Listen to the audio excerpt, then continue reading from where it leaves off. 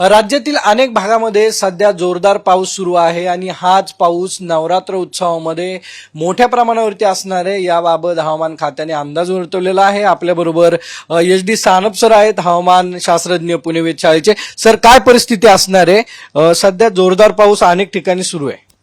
Yes, येणारे 3 ते 4 दिवस तुरळक ठिकाणी जोरदार पावसाची शक्यता दिसून येत आहे। स्पेशली 26 तारखेनंतर महाराष्ट्रावर त्याचा जास्त इम्पॅक्ट होण्याची शक्यता आहे, कारण एक कमी दाबाचं क्षेत्र बंगालच्या उपसागरामध्ये तयार झालेलं आहे आणि त्याची पश्चिमेकडं मुवमेंट असण्याची शक्यता आहे। म्हणून 26, 27 आणि 28 तारखेला मध्य महाराष्ट्र, मराठवाडा, कोकण, गोवा आणि विदर्भ यातील जो मध्य किंवा दक्षिणेकडचा जो भाग आहे तिकडे मुसळधार पावसाची शक्यता दिसून येते। सर, कुठल्या जिल्ह्यांना जास्त फटका बसणार आहे ना आता, म्हणजे आता सध्या परिस्थितीला कुठल्या जिल्ह्यात पावसाचं वातावरण जाणवतं?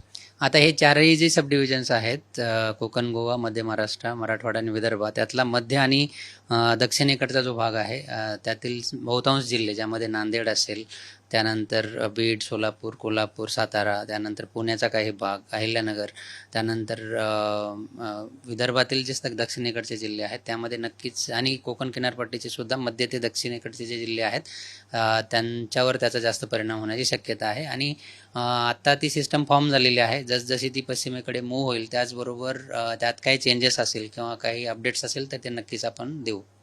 आपण नवरात्रोत्सवात काय परिस्थिती असणार आहे? पूर्ण नवरात्रोत्सव स्पेशली 26, 27, 28 आणि 29 हे 3-4 दिवस आहेत, त्यावेळी नक्कीच पाऊस होण्याची शक्यता आहे, आपण असं म्हणू शकतो। आणि त्यानंतरचे 1-2 दिवस तरी कमी असेल आणि येणारे 2 ते 3 दिवस सगळीकडेच खूप जोरदार पाऊस पडेल अशी परिस्थिती नाही आहे। परंतु जसं मी सांगितलं की 26 ते 29चा जो पिरियड आहे त्यामध्ये नक्कीच सतर्कतेने राहणं गरजेचं आहे।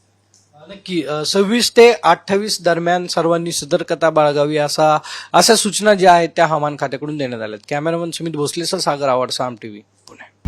आता isakal.com आहे देशातील नंबर 1 ची मराठी न्यूज वेबसाईट। प्रत्येक अपडेटसाठी isakal.com ला नक्की भेट द्या।